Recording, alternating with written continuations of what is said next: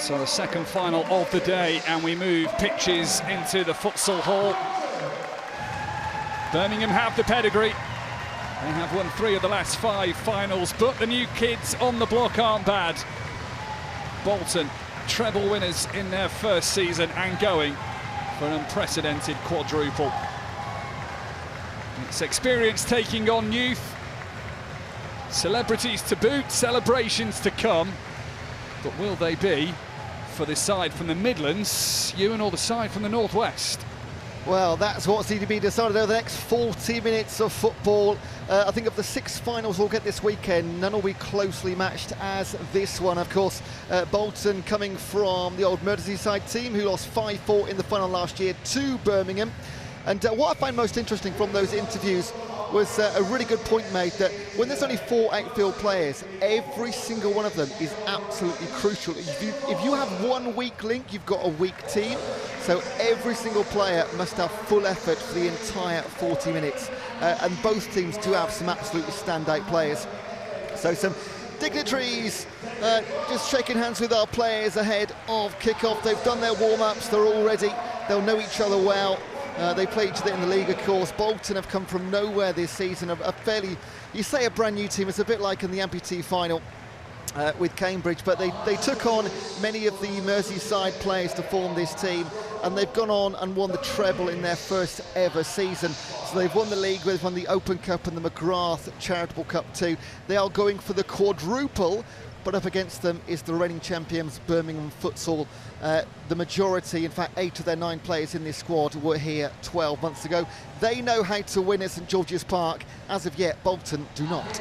As we change the disability, we don't reduce the quality. We do, however, reduce the number of players by going from 7 to 5. The goalkeepers are fully sighted. Kyle Ferguson is in goal for Birmingham. Used to play for Merseyside, of which Bolton are now formed out of. Luke Darnell captains the side. Josh Pugh is used to performing, although that be on a stage as a comedian. Now he has to do it in the cup final. John McDougall and Paul McHugh make up the rest of their starting selection. As for Bolton, Logan Coates wears the number 60 in goal, something he's done since the age of 8. A day for superstitions to live up to their height. Liam Spinks captains the side. Luke Quinn, Harry Hampton and Lucas McClay, nicknamed Minion, has really grown into this team. Well done. Well, that's fantastic. Right, here is Josh Pugh. He's a very, very busy boy. 2 young children, a full-time comedy career, and he plays a bit of football as well. England vice-captain, over 60 caps for his country. He can run all day and is the workforce of the team, so they say. As for Birmingham, and for Bolton, Liam Spinks, or Spinksy as they know him, 36 England caps, just 20 years of age. Listen to an interview of his recently. He loves a tussle on the pitch and he absolutely hates losing. Did score in the World Championship final not long ago where England lost 3-2. Looking for a win here at St George's Park. That is the manager of Birmingham and their captain, Luke Darnell, carrying the responsibility. Was quiet and reserved when we spoke to him pre-game. Big afternoon for Bolton, led by Stuart Cook, who's in the middle of that melee. Their first season as an outfit, largely formed of the side known as Merseyside. So, visually impaired, various classifications. Internationally, players must be B2 or B3. B2 is have a visual field of less than 5 degrees. B3 is a visual field between 5 and 20 degrees. Domestic competitions allow for B4 and B5 categories. Visual fields larger than 20 degrees. And we are set then for the second of 6 finals at this FA Disability Cup weekend. It is a fast-paced fixture, this one. And expect the intensity to only step up as the game progresses. This is Spinks, the Bolton captain. Plenty of young talent in this Bolton side, and Josh Pugh steps in to win the challenge. Solid defensive work. You say we can get quick starts. If you didn't watch it last year, Birmingham were 3-0 up inside 5 minutes. There was 9 goals in the game. Birmingham in 5-4. Most goals ever in this competition in 2019. Scorpions beat Birmingham 9-4. These can be goal fests. Well, the first cup final gave us plenty of drama in the amputee setup, of which Cambridge are winners. Here is Pugh, crossed out by William Spinks.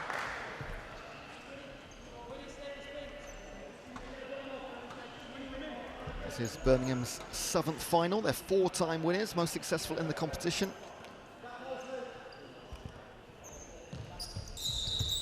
But were pipped to the league by Bolton this year on the last game of the season. I want some revenge. The referee wasn't initially happy with that kick in, so it's a reset for Birmingham. McHugh.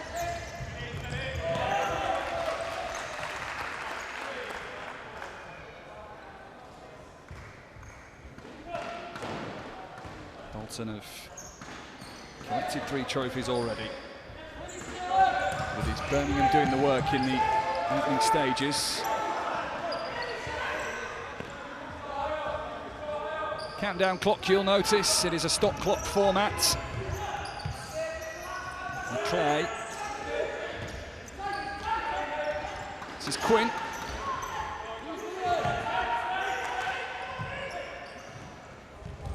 There's a bit of space to shoot there. Not taken. When it is wasted. Goalkeepers are fully sighted. You can have a partially sighted goalkeeper, and in that case, if you are losing, they can play fly.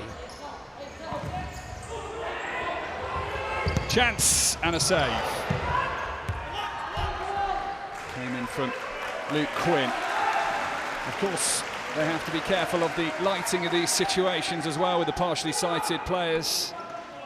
The ball has to be clearly distinguishable from the pitch and its markings. McClay, saved by Ferguson. Trying to go through the legs. That's lovely. He's one of the players on the FA pathway in the National Emerging Talent Programme. Former GB tennis player as well, Lucas McClay. So just going back to that light on the pitch, it needs to be as even across the entire pitch as possible. So I think we've just had some lights come on.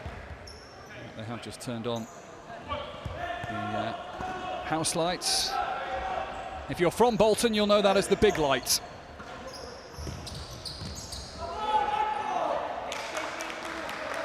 Should point out too, the Bolton aren't affiliated to the Bolton Football Club team, completely self-funded.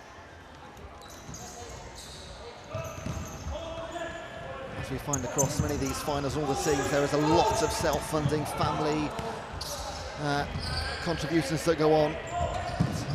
Just make these teams turn up and play there. Pitch hire fees, court fees, balls, kits, all comes out their own pockets.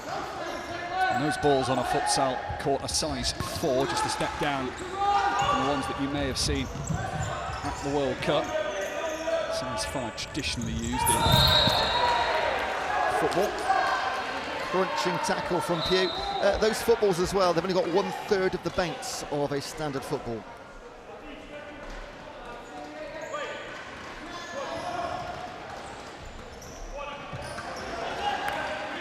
Ferguson, who is a DJ by trade, been playing in Cyprus this summer. Birmingham nor Bolton yet to find their tune in this game. Don't think I'll be giving Josh Pugh a run for his money with jokes like that. No laughing matter hour on the pitch. Pugh can't find the right pass forward. Quinn. Here is McClay.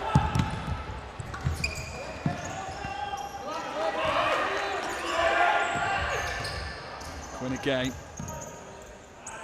Shot comes in from Spinks. The feet of Ferguson deny.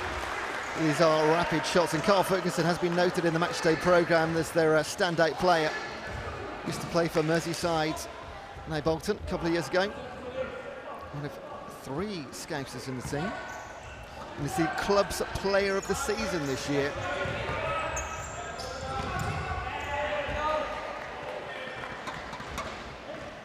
Bolton have already brought on Alfie Collier, who you can see there.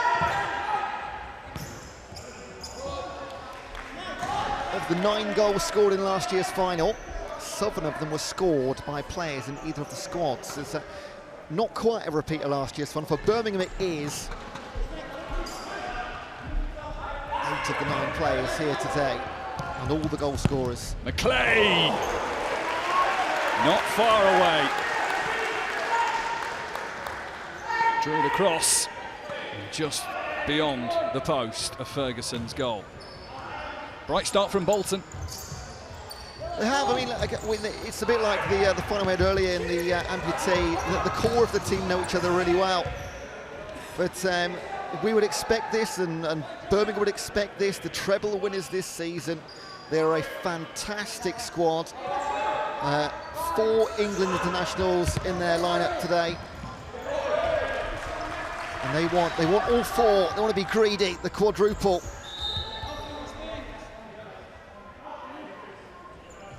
We'll be happy with the start they've made in the opening 4 minutes or so. The clock stops with the ball out of play.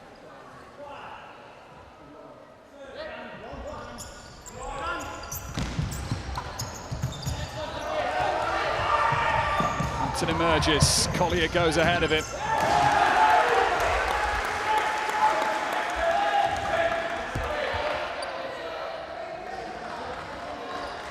Changes off. Hampton's last moment there was a bright one. He's swapped places with Neil Atkinson.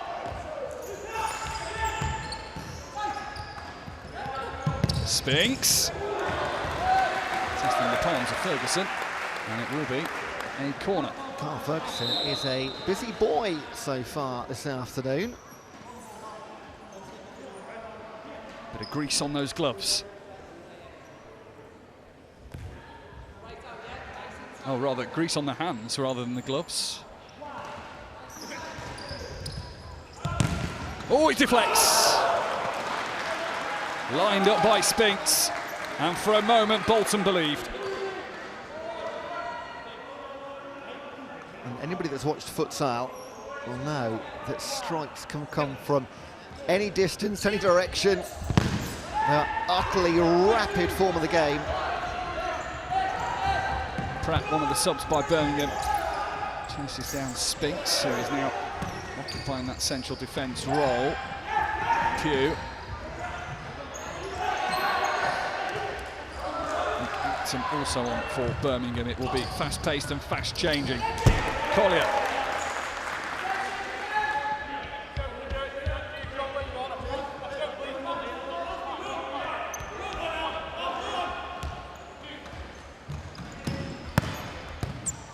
Collier gave up the free kick and got himself into a promising position there.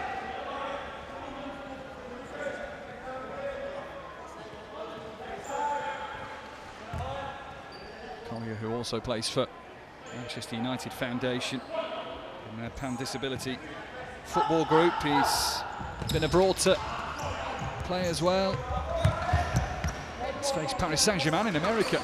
His travels have taken him that far. Farah taking on some lessons. Well, the Amputee Cup final started in equally as tense fashion. And I think we're in for a competitive weekend. 12 months ago, Birmingham are 3-0 up at this point. We've got a very, very different final, but as you just mentioned, Mike, things exploded into action in the dying embers of the game on the Sal Forensi pitch just a couple of hours ago.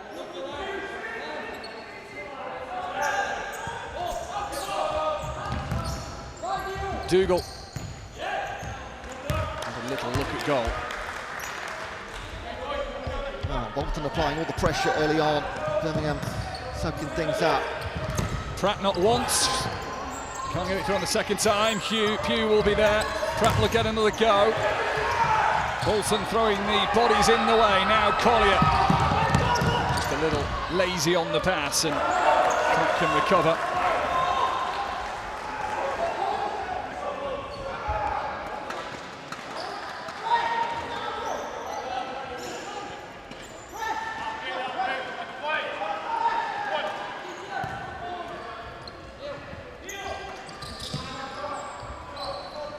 So just seen Gildan Bayo Awanake come on.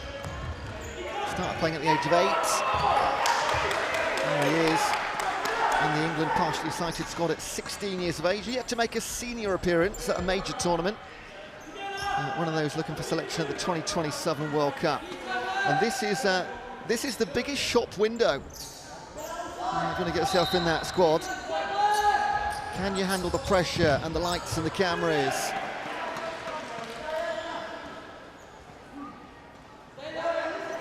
Inspired by his captain, Keaton Bayo Awanake. Saw the 2023 World Games and developed from there. Go Pratt.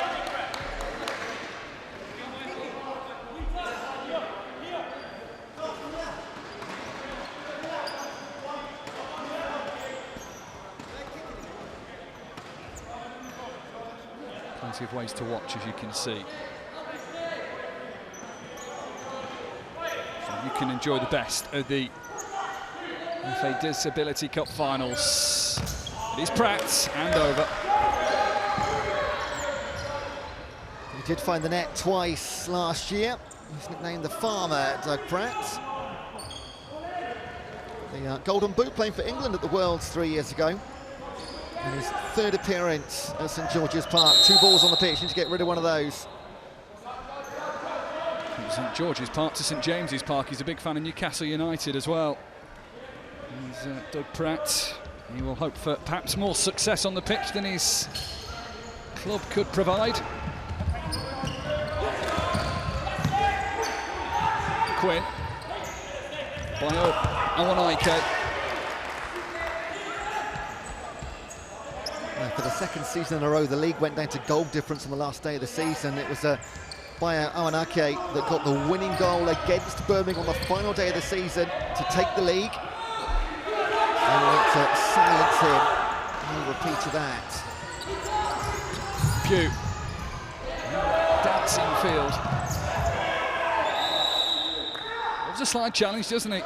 Not the best surface to be doing that on, but he's not limited by it.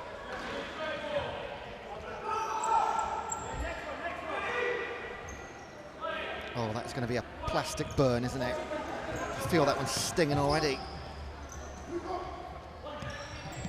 McClay. Bayo Awanake. Gets it back. Atkinson was ahead but couldn't be found. Now Pratt finds McHugh. He sees Birmingham's opening. That was so close to being perfect. They both knew it.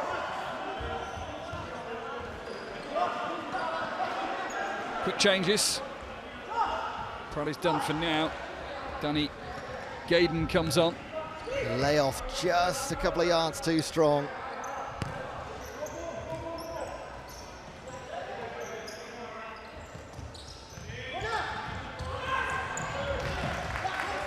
Hampton. McClay now filling in at the back. Bayo Awanake can't keep it in, the 18-year-old.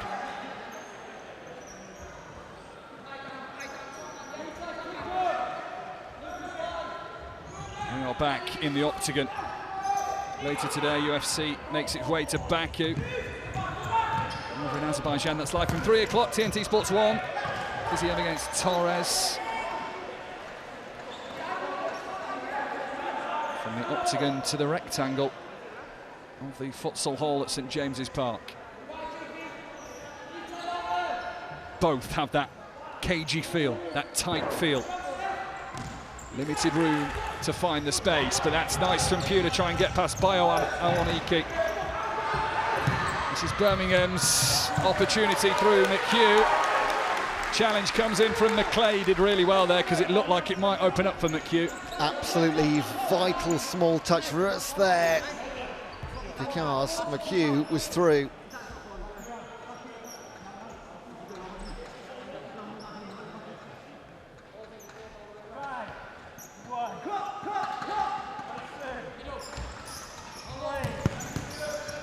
Straight at McClay.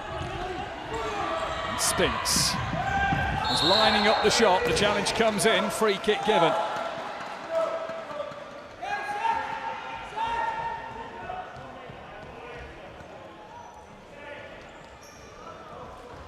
Can be no arguments from Danny Gordon, another goal scorer 12 months ago. Top scorer this season in the Partially Sighted Football League. Plenty of experience in the 22-year-old boots. He's been playing since the age of 6. Here's McClay. Hampton has returned. Spinks plays the 1-2 with Hampton. And what a block that was. Superb commitment from McDougall. And it prevents Bolton taking the lead. That is as good as a goal, that save. Fantastic. And from 7 or 8 yards out, shots from that power, that doesn't generally find the back of the net. Dougal, who is the England captain, with the captain's block. Collier. It came to nothing, but that was great from McClay. The first touch and the layoff. He looks key to Bolton's chances, McClay, the way he's getting involved, as Spinks has another range.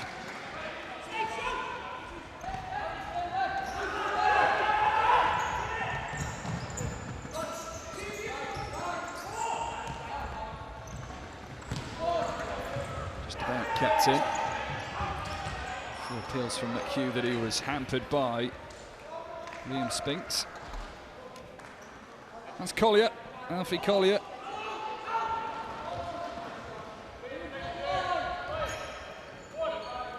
Bolton boss, whose side have kept Birmingham out for now, and kept Birmingham really limited actually. It's Bolton who've had the better opportunities. Manager said partially sighted football was something he wanted to bring to the region for quite some time, as Birmingham need the space to open up. It didn't quite for Gowden, and McClay stepped in once again. Seems to be everywhere, doesn't he? Both ends of the pitch getting involved. He's having a great game so far. It's about halfway into our first half. Only 19 years old, Lucas McClay.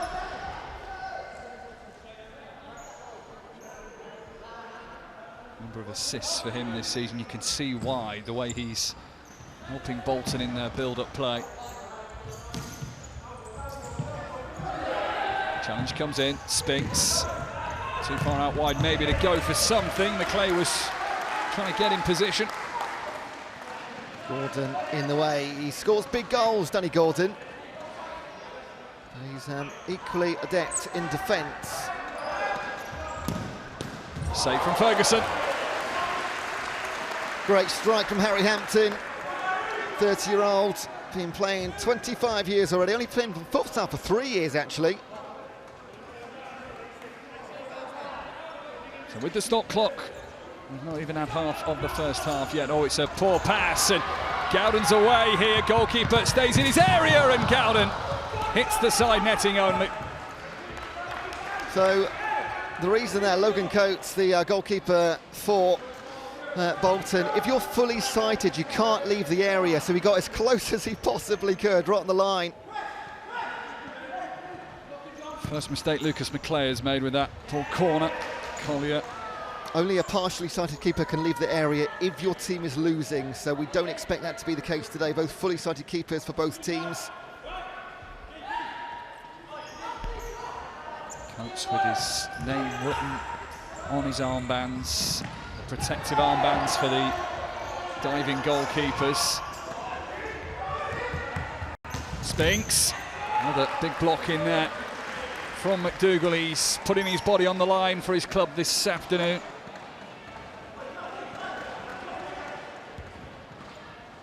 Really impressed with the defence of both teams so far. We talk about futsal, you talk about big scoring games. And you often forget how important a defence is. McClay, saved by Ferguson again. He has had those palms tested frequently. The highlights really are going to be purely saves at the minute, and very good ones. McClay, probably the best chance of the game so far, but Carl Ferguson was up to it. Pugh finds Gowden, and again, Coates equal to it. The goalkeepers are the stars of the show at the moment.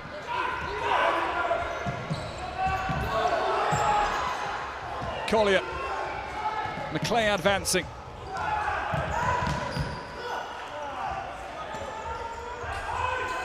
Step up in the intensity of this game.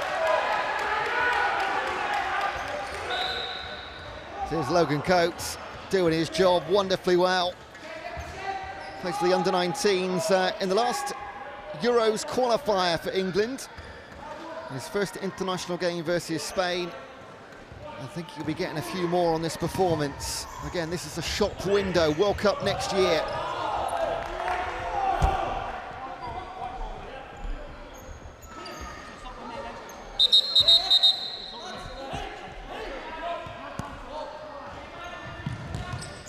Wild effort.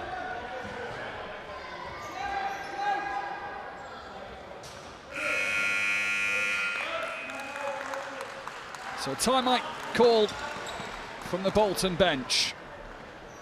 And those sides have become relatively equal in the first period of the first half. Bolton certainly started brighter. Birmingham came with the expectation. A chance to reset and rethink, perhaps, to try and find that little gap that can unlock either defence. Premiership rugby to come. Saracens against Ealing Trailfinders.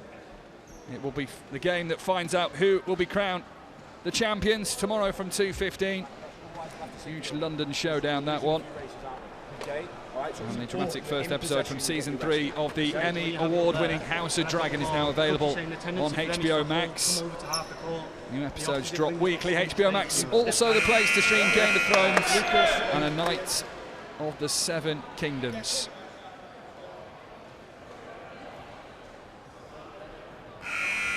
Not surprised Carl Ferguson needs a drink and refreshment. He has had plenty of chances to try and eat up in the goal, as has this man, Logan Coates. So off we go again. Still 9 minutes of the first half to go.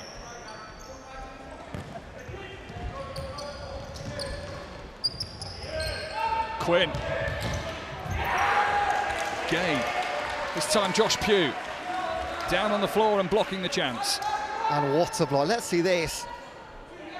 So crucial. Players putting their bodies on the line for this.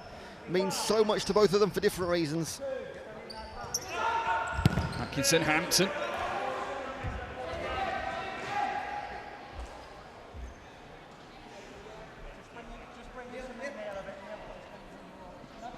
Bolton wanted to use this opportunity to showcase the talent that the club now has, this new club.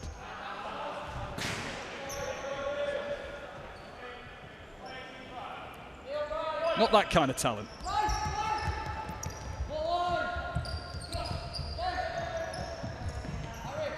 Love that.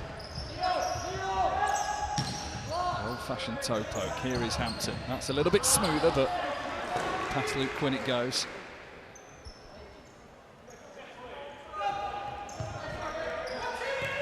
Pratt.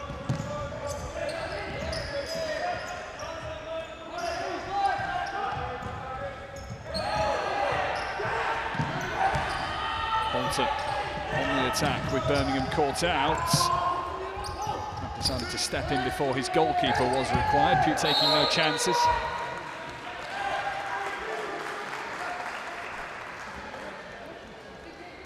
Neil Atkinson actually lives in Scotland and travels down for matches and training. We talked earlier about the distances these guys travel. There's not many teams, so it might be the case, and it is in Niels, that your closest team might be 200 miles away. Such is the commitment of these players. Atkinson over this for Bolton. Keep an eye on the setup. Atkinson lays it off. Ferguson saves once more. It's becoming a regular feature of this game. It's statistically remarkable now. This game could be 3-3 if not for the goalkeepers. Putting an absolute show on for us. Hughes. Spinks. Rifled off the legs. Despite his impairment, Liam Spinks, he was in the academies of Blackpool and Wigan. Atkinson sends it in. Close range was Luke Quinn. Can't turn it home.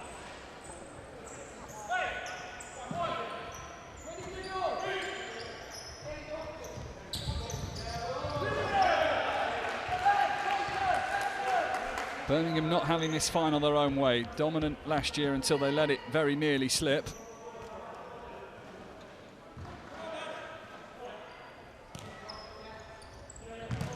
You cannot take your eyes off this game for a second. It can all change in an instant. A shot can come in at any given time.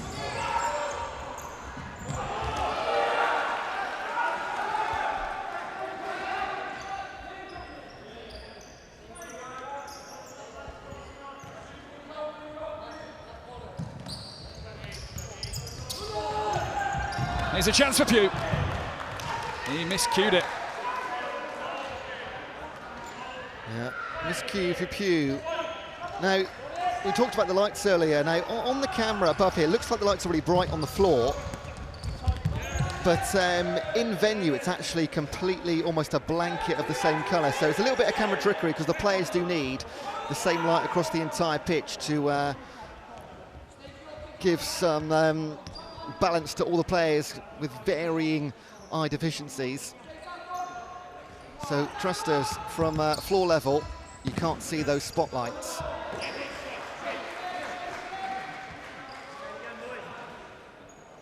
This might give you a better idea, yeah. Yeah, you can just about see that, and the lower you get, the flatter the view gets, and the flatter the disparity of light. So clear markings and balls, the most important factor in a level playing field in futsal. There's a chance, and there's the first goal. Luke Quinn fires Bolton in front. It has been coming, and Bolton have their just reward. Mike, you said they can come quick, and that one came like an absolute rocket off the right foot of Luke Quinn, the England international, 30 years of age.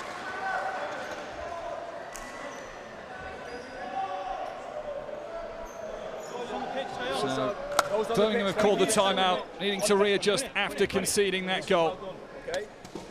It was flashed in from Quinn.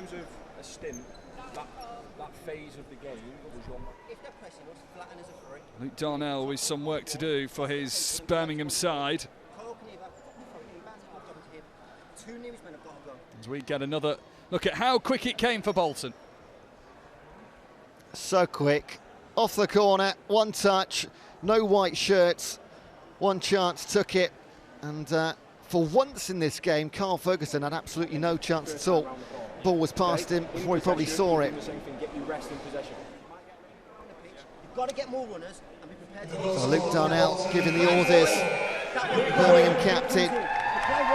Luke Darnell has actually scored 4 goals across five goals in 4 finals. Played in the inaugural 2018 final, where Birmingham beat Scorpions 4-1. Played every time Birmingham have been in the final. No one knows this pitch more than him. Josh Pugh has been replaced in the aftermath of that timeout. Pratt nearly found Darnell. The captain's put himself on, trying to drag his team back into this game.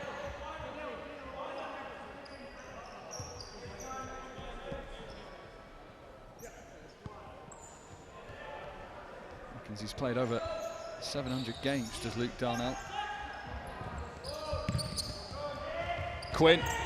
Does he fancy another? Well, never really sat down for him as he would like. McHugh guides it. Just past Atkinson, and I think he lost his range on goal there. Yeah, just couldn't get the final touch on it. One more lace, maybe. Andy Lang. Used to play for Merseyside. Now Bolton. Lost the final last year, went and joined the winners instead. And now he's currently on the losing side.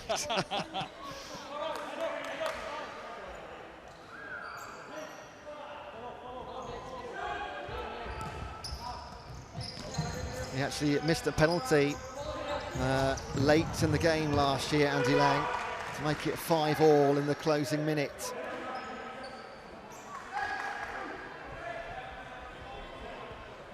Quick change brings back on Nick Acton.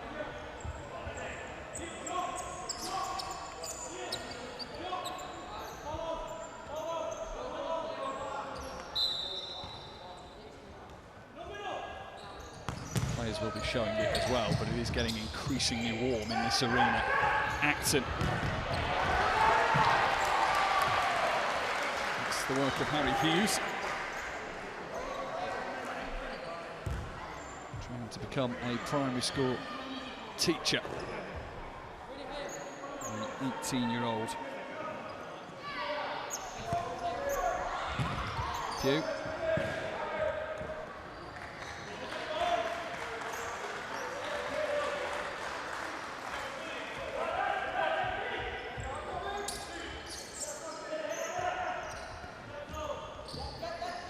Attendance inside the futsal hall. It's going to guide past Collier.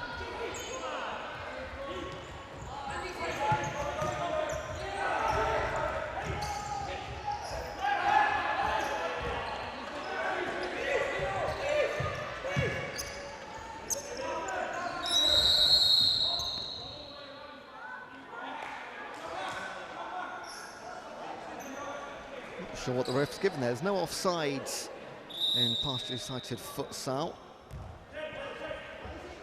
Well, he's handed the ball back to Coates. Spinks one way then the other.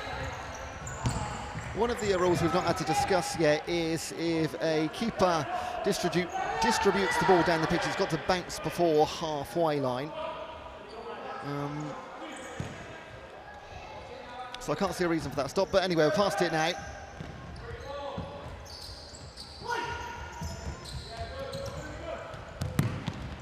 Oh, lovely bit of skill. Goalkeeper out to meet Neil Atkinson's little bit of trickery.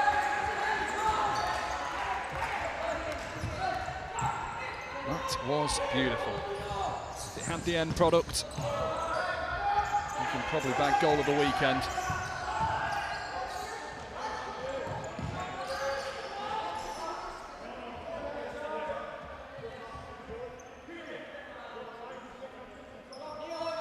Last time these two teams played, it was at 6-4, the final score.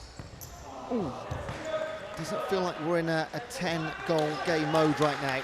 We saw it earlier, though, in the amputee final. There was nothing between them for 49 minutes, about 95% of the game. Then it kicked into life. And maybe we'll see the same here in the futsal hall. Here's hoping anyway.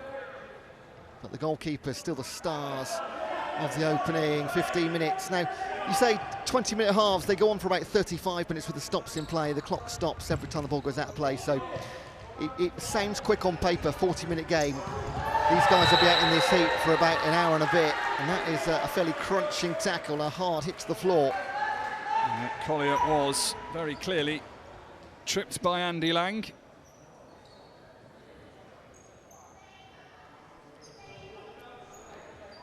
You will notice, maybe occasionally in the corner from the reverse angle, see a foul count, 5 counts, and the 6th gives away a penalty. Birmingham are on 3 fouls already. Here's McClay.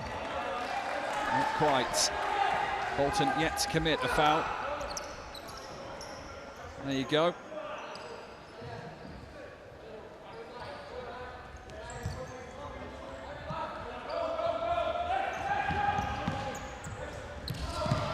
Pratt, oh, clever little pass, looking for the equaliser. Coates sits up well. Best chance so far of the half for Birmingham. Tight angle. Logan Coates made himself big.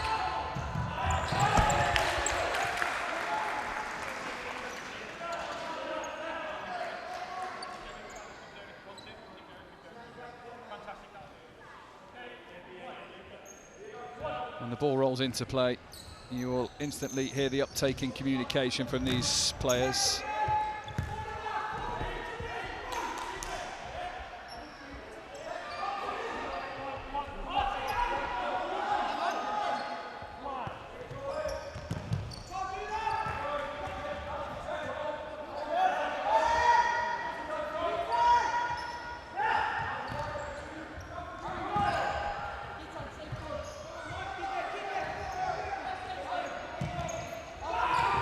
Pugh finds Pratt.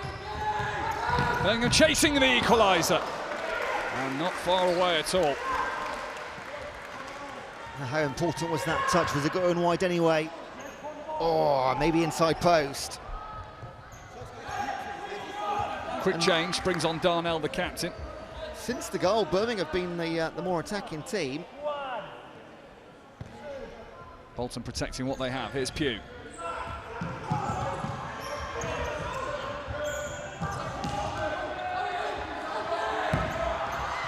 Birmingham building, and Coates denies yet again from Darnell. Couldn't get the power behind it on the final attempt. Great build-up, 2v1. Just almost rolled his foot over the top of the ball. Hampton goes from range, Collier collects, Pugh steps in.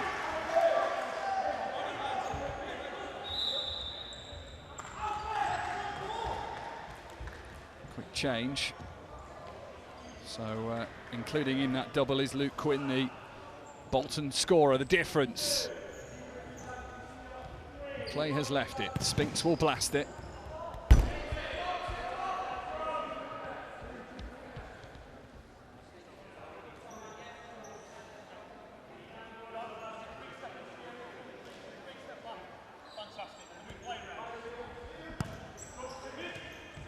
Spinks, he'll line that up again.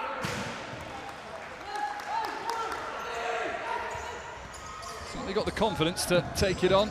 Liam Spinks, every time there's a little opening, he tries to aim for goal.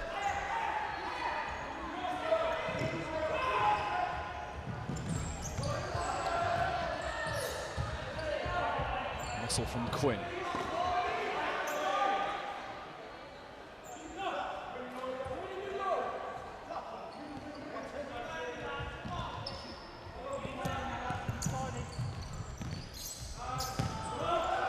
Away by Bio Awonaike.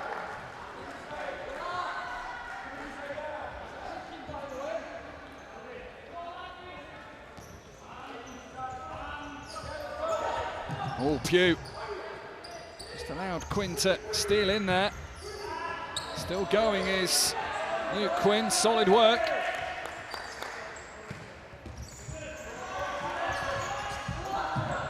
Darnell wanted the run of McHugh, it didn't come.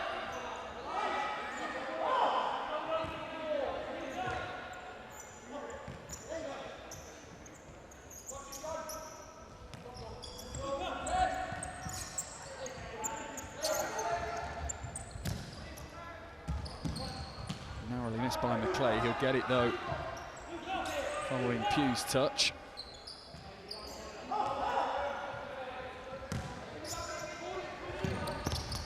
Vision, and Quinn stopped by Pugh, the two number 4s. There's Bio Awonaike, and still going, and he's found Quinn, turns to shoot, misses the ball.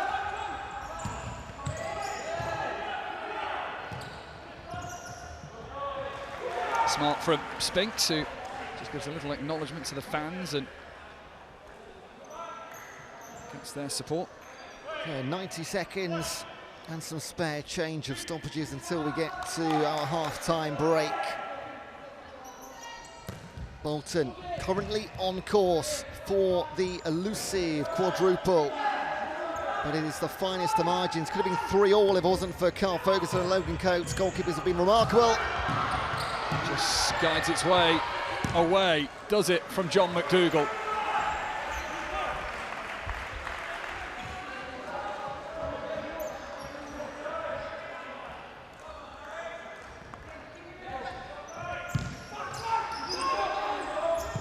McDougall. 2 on him.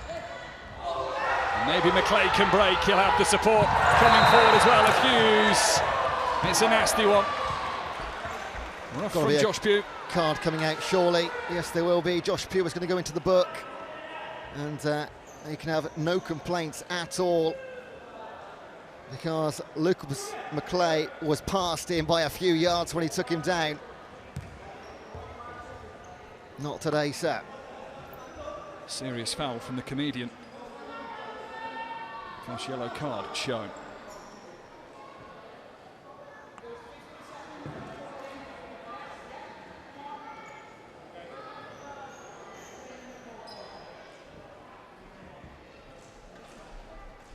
So Birmingham are allowed one more foul. Fifth one okay, the sixth one will give a penalty to Bolton. That will reset at half-time, so they've got to see out about a minute or so. He'll be trying out for the curling.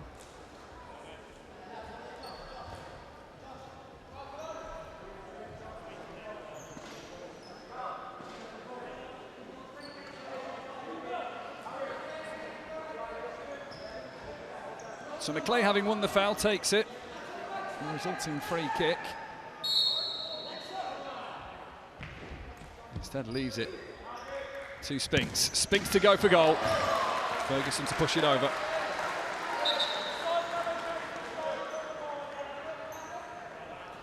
Yeah, heading over the bar, that had to be safe.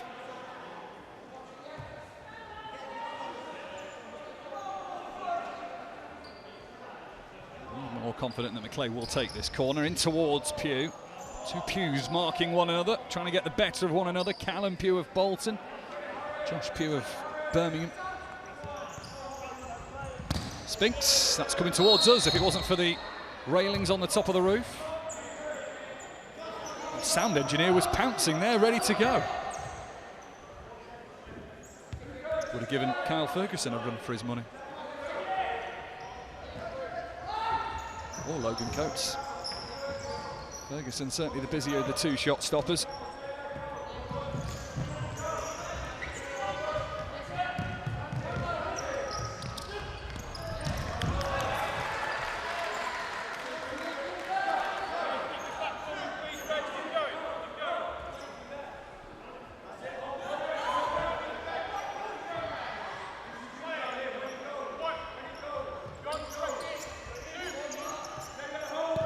Closing moments of the first half. That hits against Hughes. McDougall will get it back. Didn't have the control he wants. Now Callum Pugh of Bolton. Answers his pace. Birmingham have mopped it up nicely. McHugh. Pratt. Pugh. Huge cover. Wow. Liam Spinks charging in. Cleans out the ball. Cleans out Josh Pugh as well. Let's get that on the slow-mo. Check this one out, Pugh on a run. No, he's not going to be laughing about that. So half-time, and just like the first final, this one is nervy too. But there was a breakthrough, and it was Bolton's. Luke Quinn the difference. The two goalkeepers have been so influential. Logan Coates in the Bolton goal. Quinn, the only man to breach that goal at the other end. Birmingham's goal, defended well by Kyle Ferguson, but he saw the gap and he found the corner. So at the break in the partially sighted cup final, Birmingham Futsal 0, Bolton Futsal 1. Bolton in the ascendancy courtesy of that man, Luke Quinn, 30-year-old.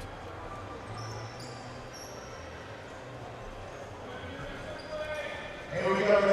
brilliant football coaching and management, so as well as his coach, he will be, of course, advising the side and maybe himself seeing some tactical tweak that he can bring in. Off we go again then. The holders at risk of losing their grip on the trophy, just like it was in the amputee final earlier today when Chelsea conceded to Cambridge City. Albeit at half-time in that game, Chelsea were leading.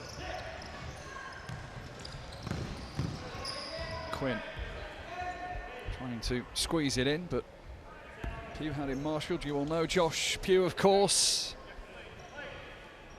Famous comedian. He was on Sunday Brunch last week admitting that he's got a fear of all animals except dogs.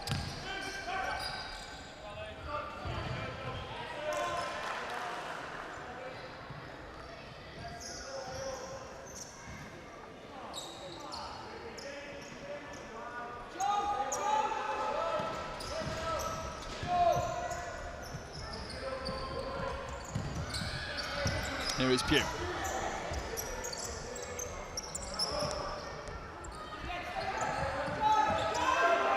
Foul count has reset at half-time as well, so back to 0 for both teams. Bolton didn't make a single foul in the first half as Pratt has a go. Birmingham were on the cusp of making, or conceding rather, a penalty. I think they clocked up to 4 fouls in the first half, didn't they? They get 5, the 6-1 is the one that would give away that penalty. Pugh tripped by Hughes. There's been a few tasty tackles in the opening half. We've started that way in the second. And, Josh Pugh always seems to be involved one way or another.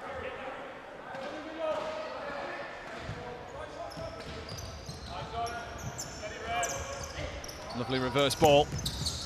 Saved by Coates. It denied it getting to Pratt.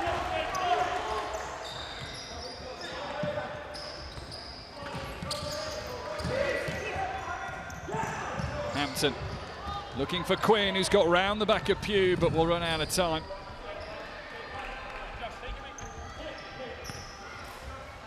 The passes have to be utterly perfect. The game's that quick.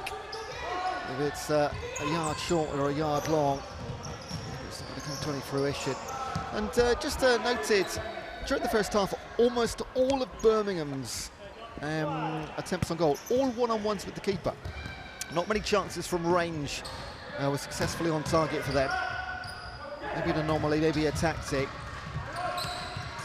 Couldn't break down Logan Coates in the opening. 20 minutes officially, 45 from the time we started the first half. And the goalkeepers, it wasn't the first half we were kind of expecting. The Goldfest, they had a 10-goal thriller last game in the league. The goalkeepers denied us what could be, in any other game, a 3-3 half-time scoreline. Bolton currently with the slenderest of advantages. They go for that 4th trophy of the campaign. I mentioned Birmingham choosing close proximity on their shots. Bolton in that first half certainly happy to try from range. Liam Spinks seemed to be at the driving heart of that. Their captain currently on the bench. Dougal pushed over, foul. No complaints from Harry Hampton.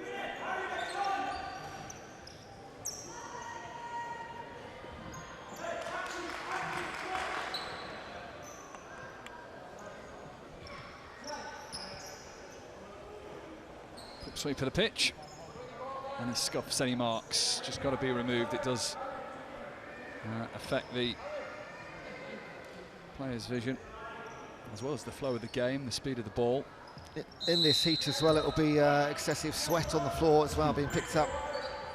Any glare can have an impact on the varying levels of vision impairments. There's a chance, saved by Coates, swiping effort. Straight at the keeper, didn't have to move, and that's been the challenge so far for Birmingham, getting a shot on target that isn't directly at Logan Coates. They've not managed it yet. McHugh had the shot. McHugh, when he plays for England, has the nickname Snake. I asked Birmingham why that was. Nobody knows why. So a mystery nickname. Had a couple of bad injuries in the last few years as McHugh. He's done his ACL. Slowly building back to his best.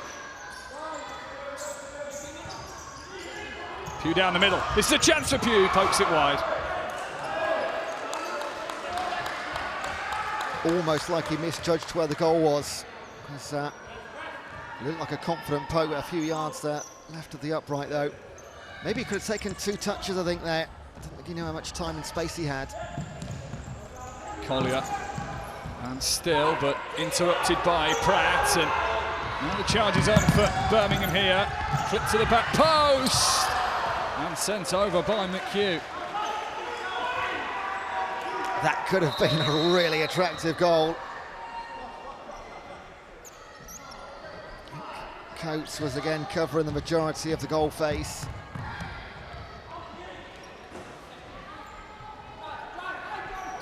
Let's go pitch side, shall we? Judewood Stewart cut the Bolton boss. Stewart, a goal ahead. How have you found this tactically this second half? I think at the moment, we're struggling a little bit. I think Birmingham have made the decision to press a little bit higher, and I think at the moment we're struggling to get it forward. I think once we've got it forward, we're doing okay. But at the moment, we've probably got some solutions to find in sort of our own third. So we'll probably have a chat here and a chat with some individuals about positioning themselves, right body angle to face forward, to play forward. And at the same time, I think out of possession, physically, I think they're looking a little stronger than us, so it'd be important for us to kind of manage our subs between now and sort of the next few minutes. Yeah, and talking about those next few minutes, you mentioned about the pressure there on the defence. How are you going to manage that going forward? Yeah, I think trying to break pressure earlier in terms of finding pivot on 1 or 2 passes is probably where we'll find success in terms of breaking pressure. Thank you. Bolton soaking up that pressure there whilst Stewart was talking. Bolton side that beat Birmingham on the final day to clinch the title. Now want more silverware. They've already had 3 in the cabinet in their first year as a partially excited football club. Pratt. McDougall. Back to Pratt. Comes in from Hampton. And what you picked up on there, they've got a much younger squad and less physical. And if you look at the 2 teams on paper and physically in front of us, we're just above the goal end here. They do have Birmingham, an older squad, a bigger squad, physically bigger squad. And with age, the experience, but youth beating experience. And 16 minutes of time left on the clock. Bolton on 2 fouls so far in this half, their first fouls of the game. Birmingham yet to concede a foul in this second half. There it is, 2 fouls for Bolton, none for Birmingham. Flip reverse of the first half where Birmingham conceded 4 fouls, got close to that magical 5 marker. It's a 6th foul which gives away a penalty.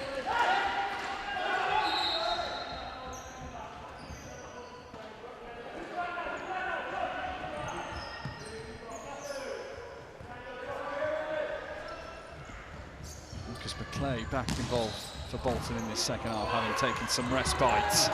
Forward come Birmingham, that is lovely play! What a goal from Danny Gowden! Second half pressure tells, and Birmingham City have their equaliser, Danny Gowden. And we are level in the final. And finally, Logan Coates is beaten.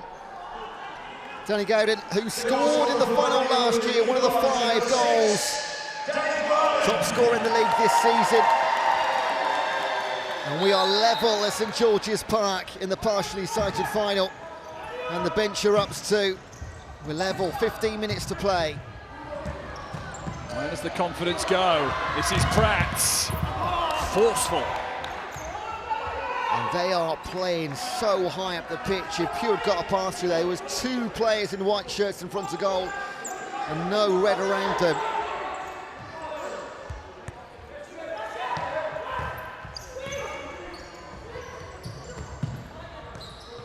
Spinks. Clay on the run. Gowden now doing the defensive work, but McClay tees it up. Alfie Collier levels. Alfie Collier strikes. And Bolton are back in front just minutes after being pulled level. Great work down the side from McClay. And Collier tucks it in. McClay does absolutely brilliant against the physical nature of Danny Gowden, the goal scorer. He's just assisted his teammate Collier, the 19-year-old, is a player he loves to run at players. And all he had to do there was tap it in the back of the net, no running required, it was all done by McClay. Bolton have their impetus back.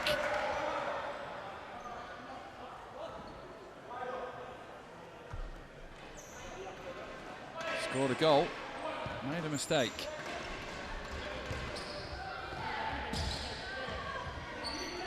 That shows remarkable sort of mental resilience from these young Bolton players to go 1-each. Hang on a second, here's McClay. Didn't do what he could do the first time around.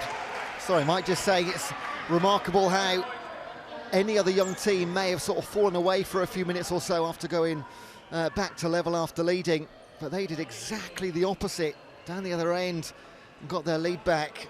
And that's just one of the shin pads of McClay coming untucked.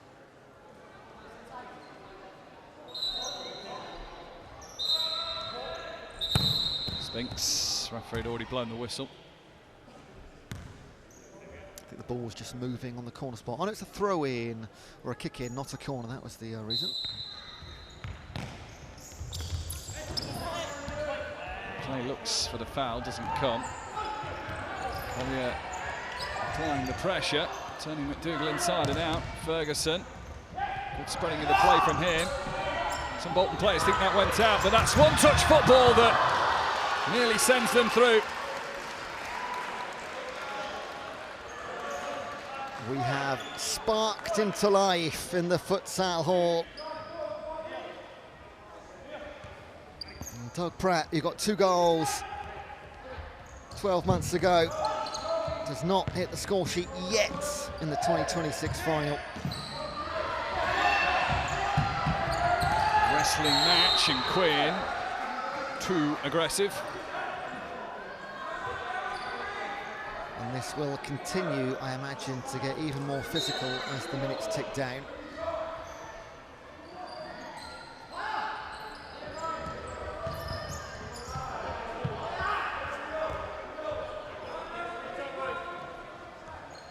Whiteboard's out. Counters are moving. And Collier has done what he needed to do. Birmingham are watching on TNT. They'll have a little insight into what Bolton are planning, maybe. Hampton. Well left. Just a word on the ball. We'll see in the Blind Cup final later that the ball has metal shards in it, metal poles that help the players track where the ball is. No such thing in the partially sighted Cup final. And they use a size 4 futsal. Weighted so it stays on the floor a little easier, but that is the only adaptation to it, maybe. Blind Cup final up next on TNT Sports with a 3:10 kick-off. What I think is going to become significant, we have still got a lot of time to play in this half. Bolton already on 3 fouls. They had none in the first half. I just think that is going to come into play because we're not even halfway through this second half. They need to be really careful now, Bolton. And as this game nears the end, more tension, more excitement, more nerves. Young Bolton side.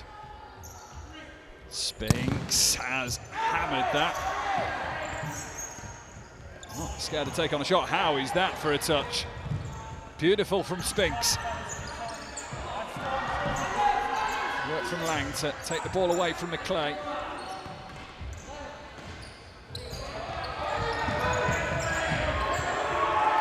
Quinn wins it back, takes it off Gowden.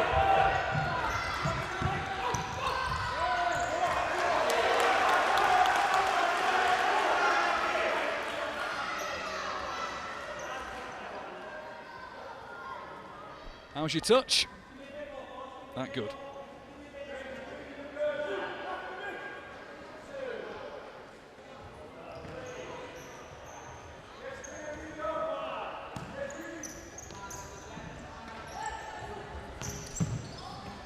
A little simpler for Spinks that time. McClay having a look each time, now goes for it. I think he'd lost the angle by the time he released the shot.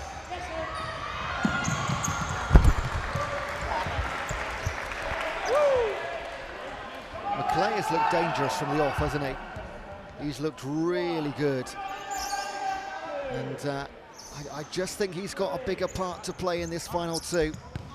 Been a standout player thus far for Bolton, been involved in everything. Ironic, the man nicknamed Minion has a big part to play. Here he Spinks, yes! Bolton have daylight.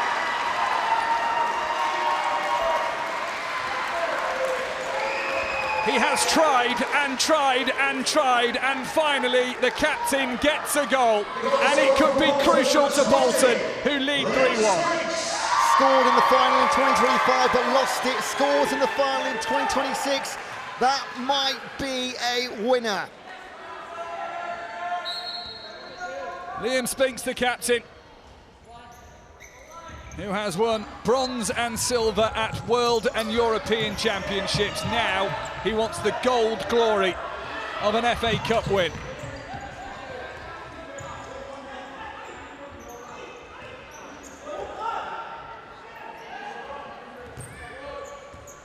Bolton want the set. 3 trophies this year, 4 looks on the cards. Do not write this Birmingham side off.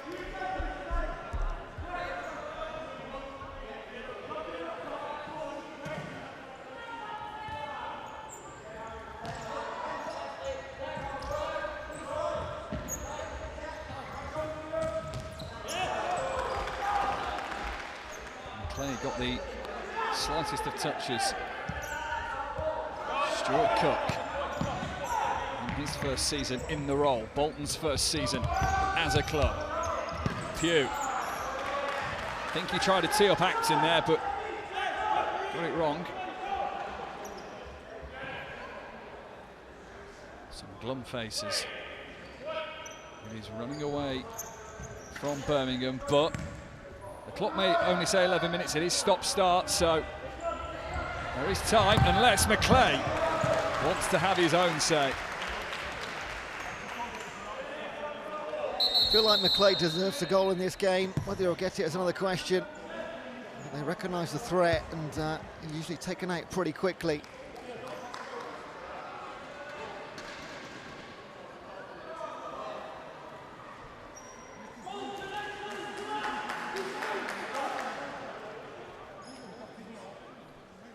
It's been a polished performance from Bolton so far in this second half.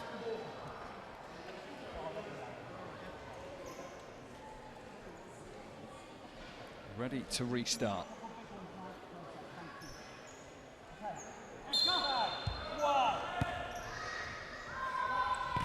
Hampton finds the pew of Bolton.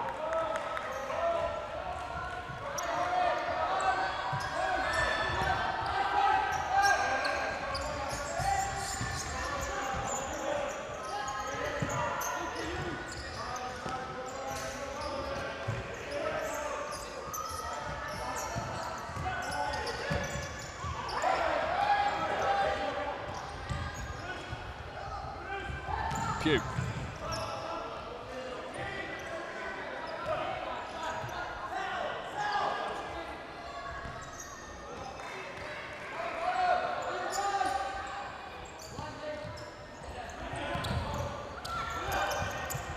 Oh, this is Birmingham's chance to get back in the game. Snatched at it. Did Nick Acton. So now it's Callum Pugh of Bolton. And And that is Josh Pugh of Birmingham. And yes, related. They are brothers.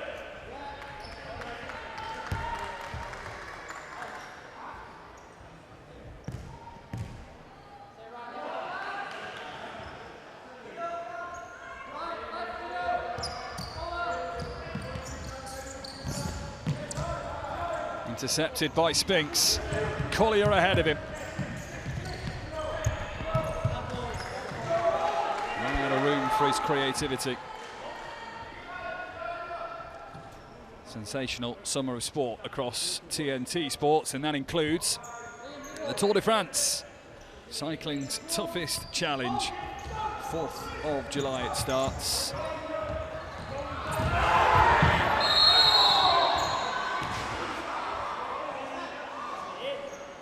Foul given. Pratt goes down. Foul number 4.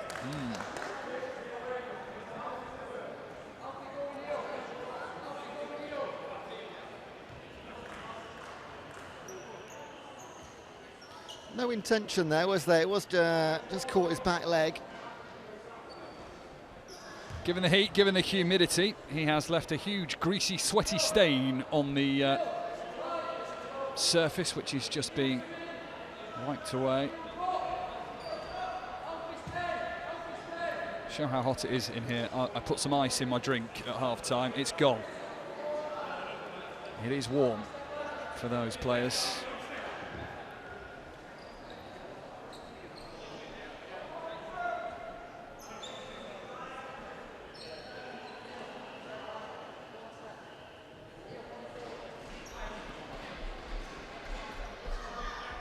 Well, both the players over this ball, Pratt and McDougall, are having a look at blasting this, I think, given by the way they are standing.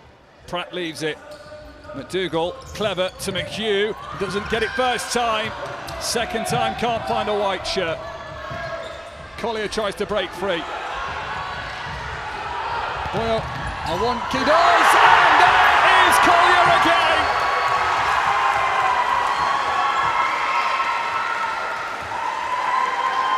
Bolton now must believe. Collier at the double as Bolton go for the quadruple. They lead by 4 goals to 1.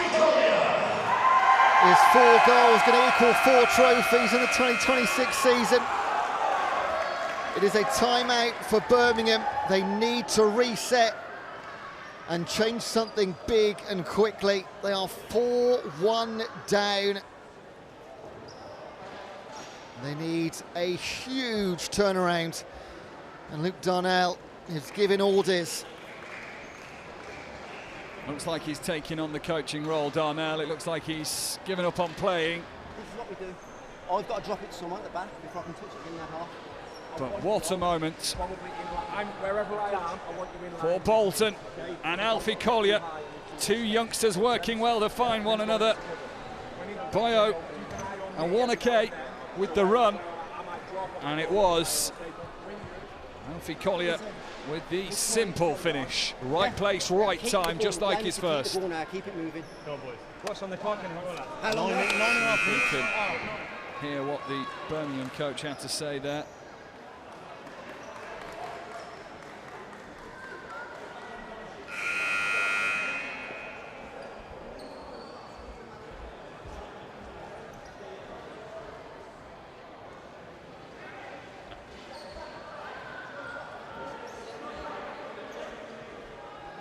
So maybe Birmingham are making a change of keeper as well, and this is the rush goalkeeper situation. McDougall, being partially sighted, is allowed to play out. Birmingham are going to have to go for this, and that's what they're going to do from kick-off. Ferguson stands on the touchline. Expect the Birmingham onslaught, but they cannot give it away like that.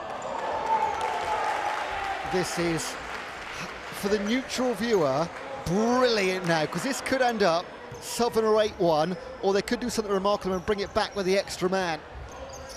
Bolton will have a go from wherever. Birmingham have to be tight with the ball now. McHugh with the shot. And ricochets away. Bolton can shoot from wherever they want. There is an empty net. Pratt, off Hampton, corner. And they go quickly. Here is McDougall.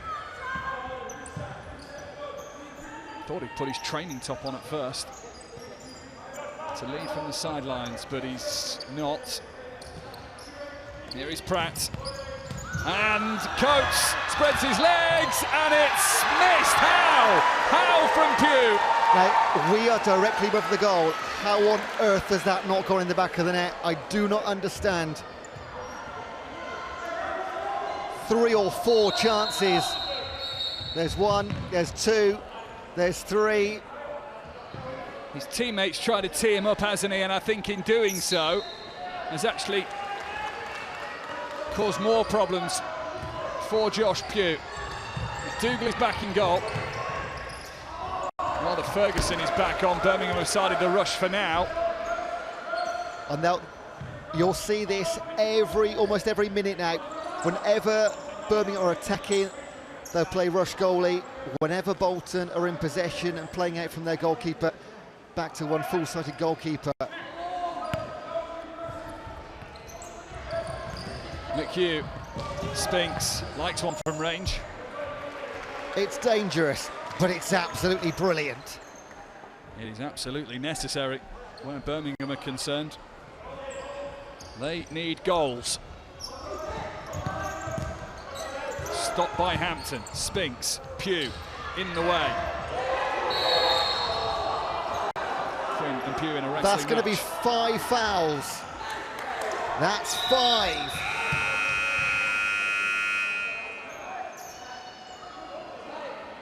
One more penalty to Birmingham.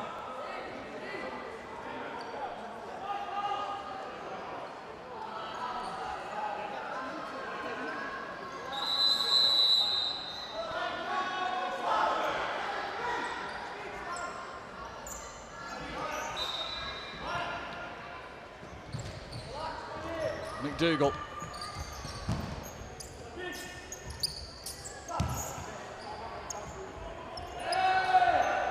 There's the quick change. Bolton having the kick in. A timeout is called.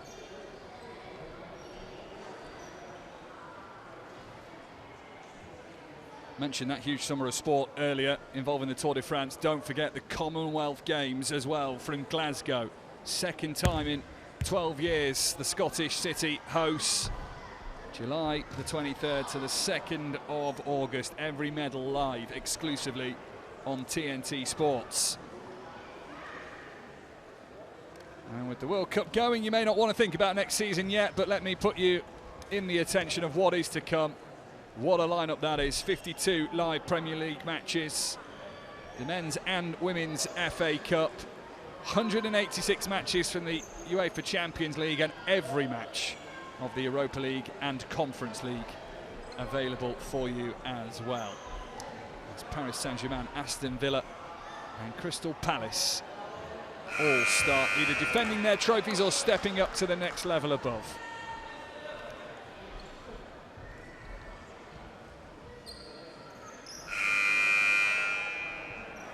Timeout over.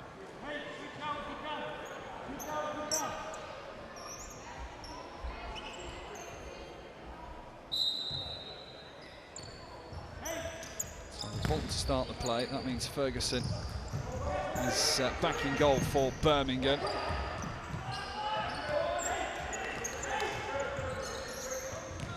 Hampton, Quinn, Hampton, nice play from Bolton. Space available here to make it 5, which Neil Atkinson cannot do. And it's all kicking off. Players having to be dragged away from one another. Luke Darnell doing the captain's responsibility to separate Harry Hampton and Nick Acton, and unsurprisingly, a yellow card for both. Most importantly for Bolton, no foul given. I didn't actually see it start, just saw the aftermath. So it's that tackle, on the back of Harry Hampton, which starts it. Either way, a couple of yellows.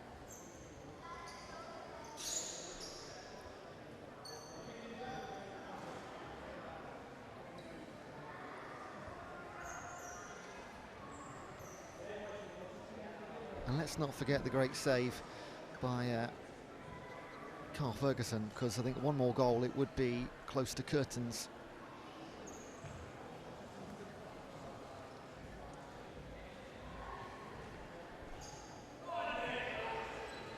Bolton with the kick in.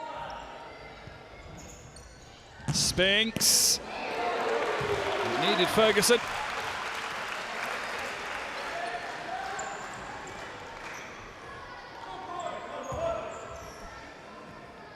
Spinks is not scared to have a go.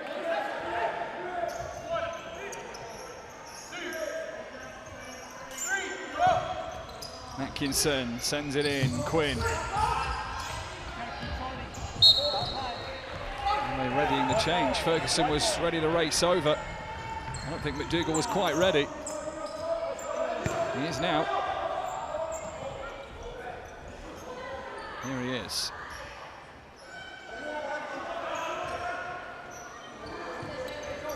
Acton, freshly booked. Easy one for Coates to gather. Dougal sprints off. Ferguson resumes his place in goal. And as quickly as he comes on, he'll go off again.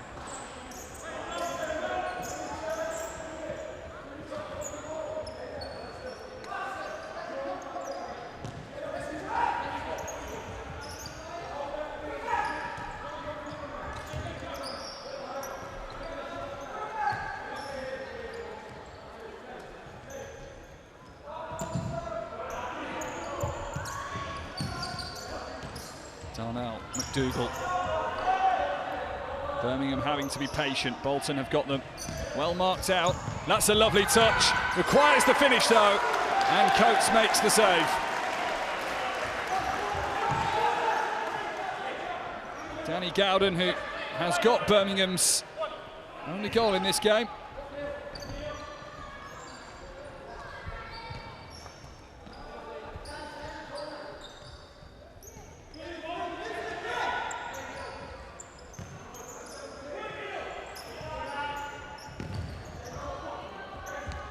So much more cautious with the ball now that they know they've got that risky option of the rush goalkeeper.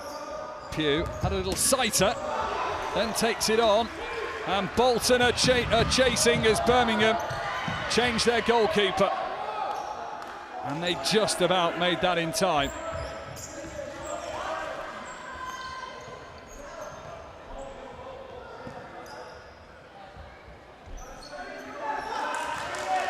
Chance there, wasn't there, for Quinn? Smart touch from Acton, it will come to McDougall. Pugh, going to drive it. I think he was going for goal. Acton trying to steer it in the right direction in the end. Well, there was a different option. Bolton just so hard to break down, even with the extra man. So an option is go from distance, but Logan Coates has been so good. Birmingham are a club that, after a win, loss or draw, they like to go to the pub. They watch themselves back. They sometimes laugh at themselves, but I can't imagine it'll be quite so boisterous in the bar tonight. Clay's back on. So influential for Bolton.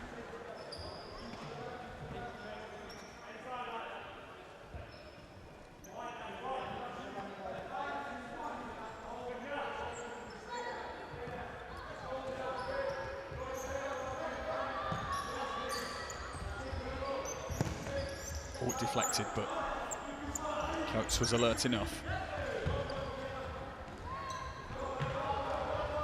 McClay got his pace back. He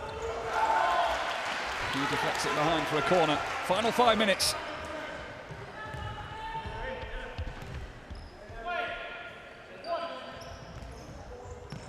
Spinks.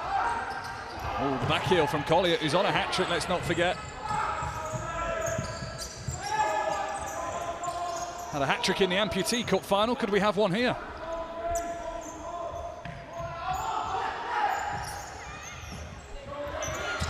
Pugh pass one, Pugh pass two.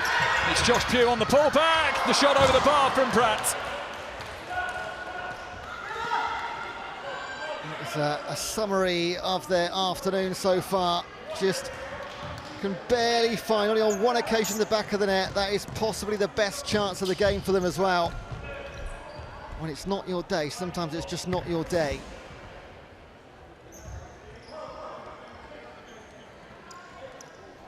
McDougall and Ferguson must be sick of putting the bib on, putting it back off, running on, running off. Ferguson's yardage coverage must be significantly more than any other goalkeeper. Here is McDougall to try and make that impact.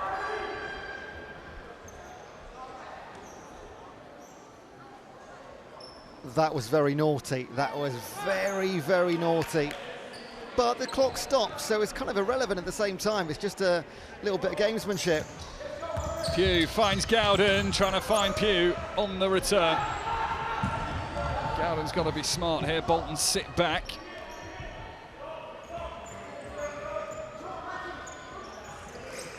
Under 4 minutes, but that is still a long time.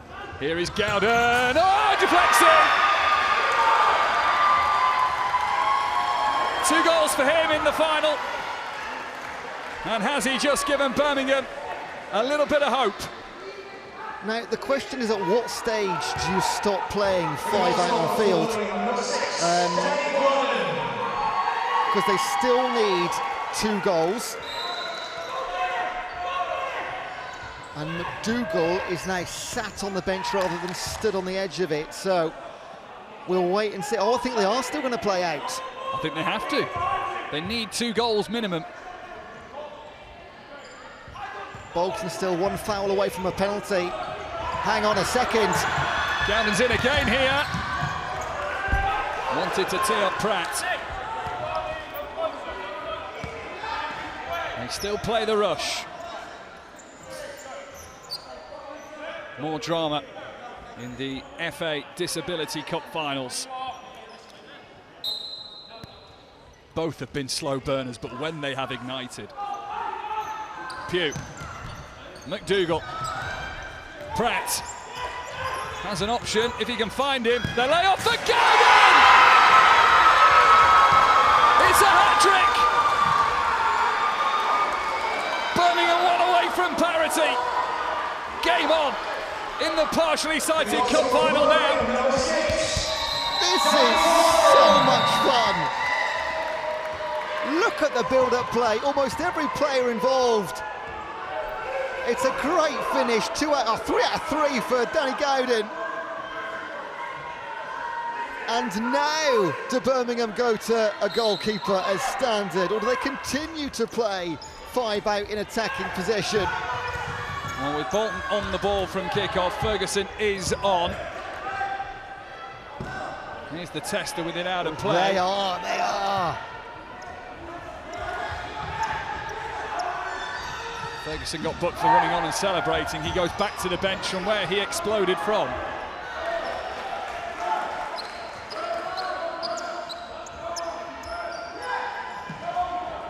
Which way could this go? Can the experienced heads keep their cool and fight back in to get level? Or do the youngsters, with their fresh impetus, have the ability to hold on? And it feels like holding on now. Coates makes the sharp save. And has he just taken a little knock on the head from Pratt? And the commitment to dive for the ball. I don't want to be a cynic, but that feels like a bit like amateur dramatics to me. Because there was... I'll happily be proven wrong here. Well, it's a big hot topic of debate. It was a bit of a shin pad, wasn't it? Bit of a hot topic of debate at the World Cup, isn't it? Players aren't allowed to go over to the coach on these goalkeeper tactical timeouts. But the Bolton bench have maybe taken the injury to their goalkeeper to allow them to just keep the calm. Stuart Cook, what must he be thinking? A side that have won everything that's gone before them this season. And I'll say it again, if Birmingham can draw a foul out of Bolton, they'll have a penalty. Still on that crucial number 5. Quinn, whose goal feels so long ago for Bolton now. Pugh with the defensive work. Deflections, ricochets, where's it going to fall? McHugh was pulled down. That might be it. Not given, and McClay comes forward. On the angle, saved by the legs of Ferguson. That was risky from McClay. He took the opportunity. The referee does not give the foul. Oh, it was a slip. He went down a bit easy, didn't he? Oh, great refereeing, to be fair. Yellow card came out. He's booked McHugh for his complaints, I think, following that foul, or no foul, rather.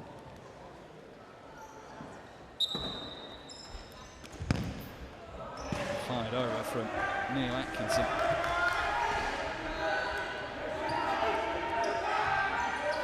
One more, and a penalty kick gets given to Birmingham, who have much better behaved themselves in this second half. They put themselves close to risk in the first 20 minutes.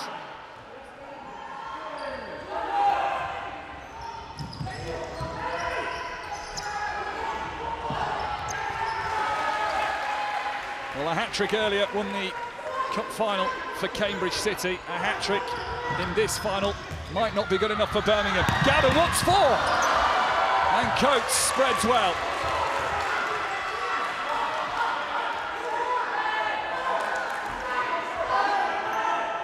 "19 years old, Coates, having to have one of the performances of his life."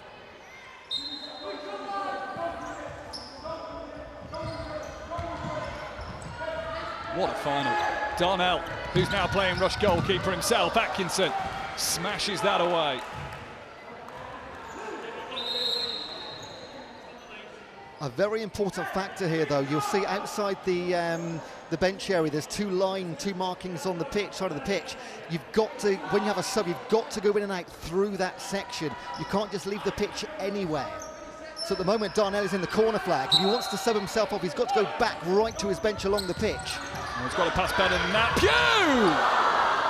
So close to getting Birmingham level.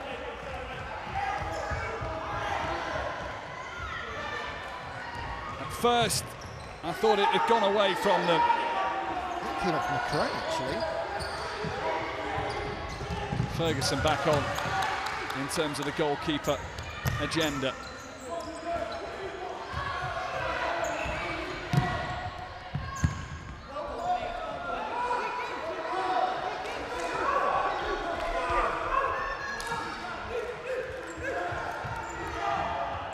Come the changes once again. Got to be so careful here. Oh, hang on. Free kick not given. Still, the referee remains reticent. They are treading such a fine line. I think the dog was on his way down there before the player reached him.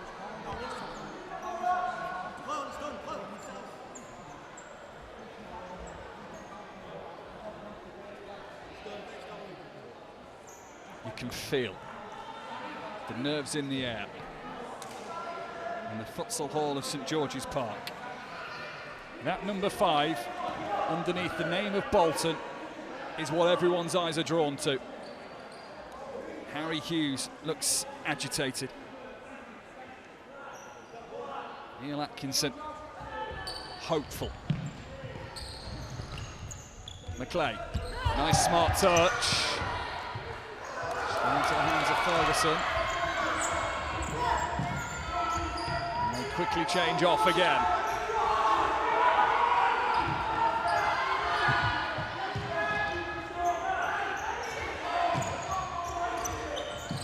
Gowden. Lang will keep that in. One goes ahead of him. Here is Josh Pugh. Through the legs of one. And then through his own legs As Bolton try to clear it away. Oh, what a turn that is. Lang!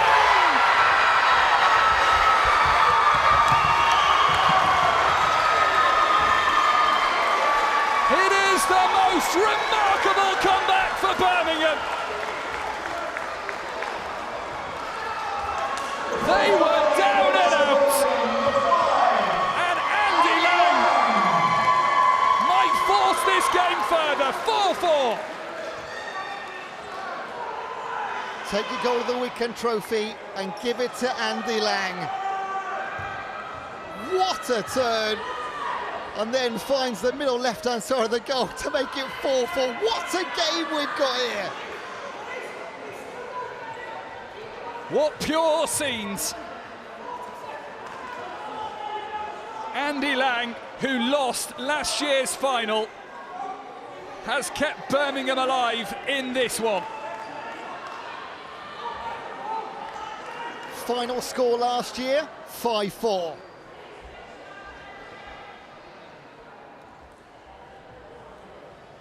I don't think they'll go rush keeper now. But the tactics have worked superbly.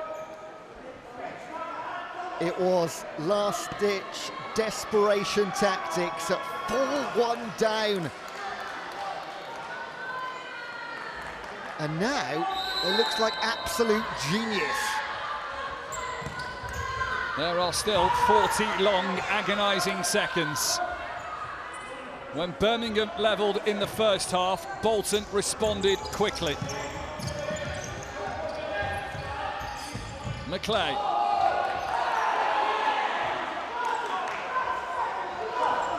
No, straight to pens.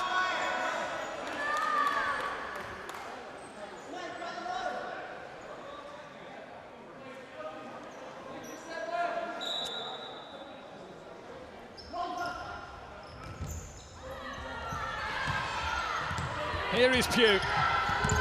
The celebrity status, it's time to shine.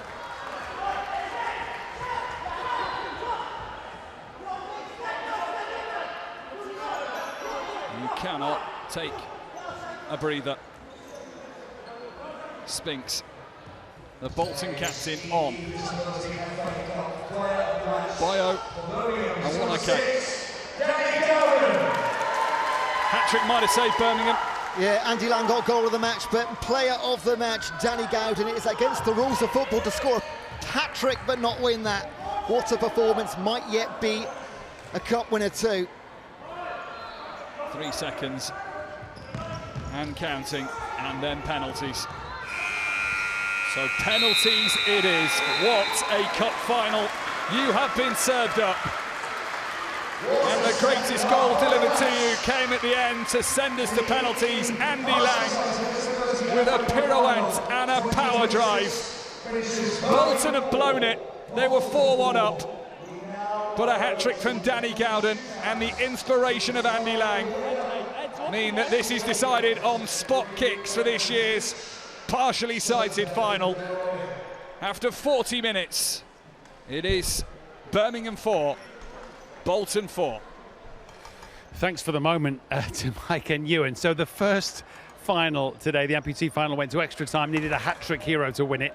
We're going to penalties in this partially sighted final, and we've already had a hat-trick from Dave Gowden-Gordon, depending on whether you like your tomatoes or your tomatoes, Farrah Williams. Some game this. It is. I mean, we've been treated to two brilliant cup finals, and I mean, luckily we've got Adam sat alongside us, because at 4-1, he did say, you know, myself and you, Matt, we were pretty much writing Bolton off and thinking they couldn't get back into it. But what a turnaround to the game, and again, another exciting finish to what's been a great spectacle. I mean, Birmingham, not just through Danny Gordon, but through their ability to go with the fly keeper. Bolton went a bit deep and they've got themselves back at him. Yeah, it's incredible. When I was saying that in futsal, things can change in a moment. Bolton's 3 goals in the second half came in a mad flurry of moments where they did what we know they're good at, and that's hitting teams on the counter-attack. And then Birmingham, their 3 goals come from what we know they're good at, which is breaking teams down, being patient and playing really good futsal. And I mean, Andy Lang's final goal there is just something special, like a real last minute to do that little pirouette, whether he meant it or not, and that finish is just phenomenal. So what a final. We've got to think he meant the Zidane/Maradona turn and finish. Matt, wow. That was the first thing that came on my head, is the audacity to do the Maradona in a cup final. It was brilliant. So, yeah, I mean, what a goal that is worthy of taking any team to extra time. Now, obviously, these are 6-metre penalties. Yeah, so they're at the edge of that box. Yes. How, in this situation, because the goal is obviously not a full-size goal compared to normal football, how easy or hard is it to score? I mean, the favour is definitely in the side of the attackers. Like, you should be scoring these if you put your foot through it and you just pick a corner, and you should have a good chance. The goalkeepers, you've got a 50-50 chance. They just have to pick a side. What you might see is that they fully commit and jump to one side to cover like half of the goal. That's a common tactic we often see. Well, Logan Coates, the youngster for Bolton, has already had a tremendous game, hasn't he, with the gloves. Carl Ferguson, very experienced for Birmingham. One of them's going to be a hero. Yeah, and I mean, it also could be we have a villain in terms of one of the attacking players, and I don't know, I'm swaying towards Birmingham with this. I think they just got a few more players. OK, we are set. Back to Ewan and Mike. Never before has the partially sighted final been decided on spot kicks. Birmingham up first. John McDougall, who has played rush goalie at times in this game, now has to find the route past. Coates in the Bolton goal. Off the bar and stays out. There wasn't much Logan Coates knew about that,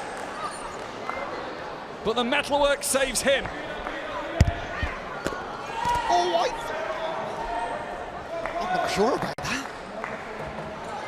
Jeff Hurst 66, John McDougall 26.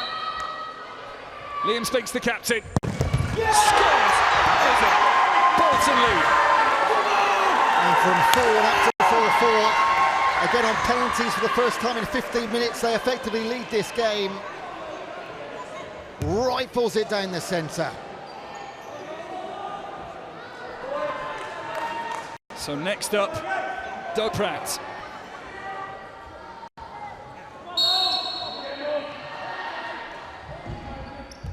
Pratt gets Birmingham on the score sheet in this penalty shootout. Scored twice in normal time last year when they won 5-4. That's a crucial penalty as well. By inches, it must be said. Luke Quinn put Bolton 1-0 up in this final. How long ago does that feel? Luke Quinn scores for Bolton again. Pressure on Birmingham, because if they miss this, Bolton win the game. That is close to futsal perfection, a penalty. Top right-hand bins. This is a big one. So Paul McHugh, England international. Long layoff with injury, building back to his best. The referee wants it retaken. He blew his whistle fractions before. Paul McHugh let rip. Bolton thought they'd won it.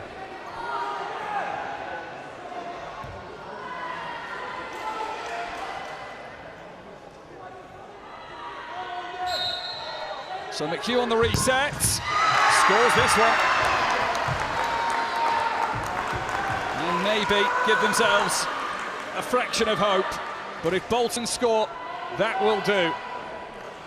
And he could not find a goal in the 40-minute game. But my goodness, didn't he impress? Lucas McClay, the 19-year-old, to win it. Bolton do the lot. A quadruple of trophies crowned off with the partially sighted FA Cup final. 19-year-old Lucas McClay with the crucial penalty. And in their very first season as a club, they have swept the board. Bolton are the 2026 partially sighted FA Cup champions. And they very nearly threw it all away. But when it mattered on spot kicks, the boys stood up, handled the pressure of the lights and the cameras, and finally got the job done. It is an utterly perfect season that may never be repeated in partially sighted football.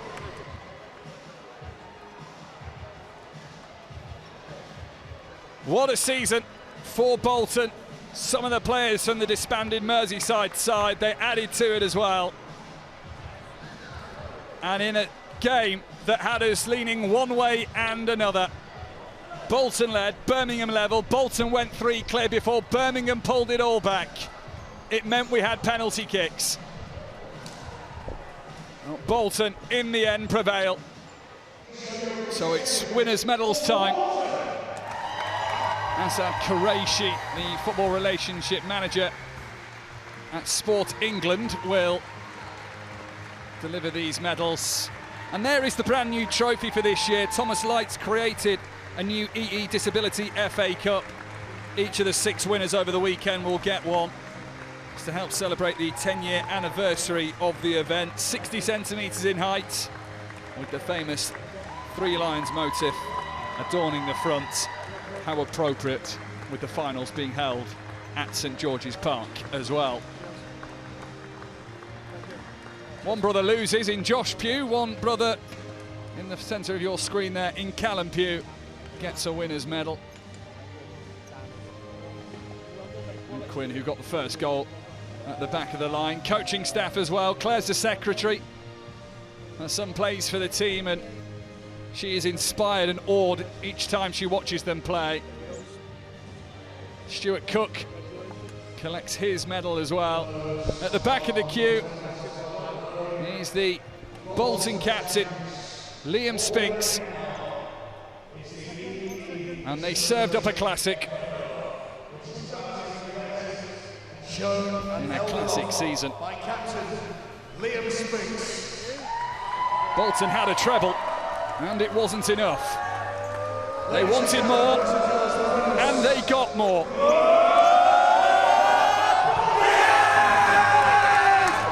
Penalties proved pivotal. In the hardest way they did it, but in the most glorious fashion too. And Bolton are the 2026 FA Disability Cup partially sighted winners.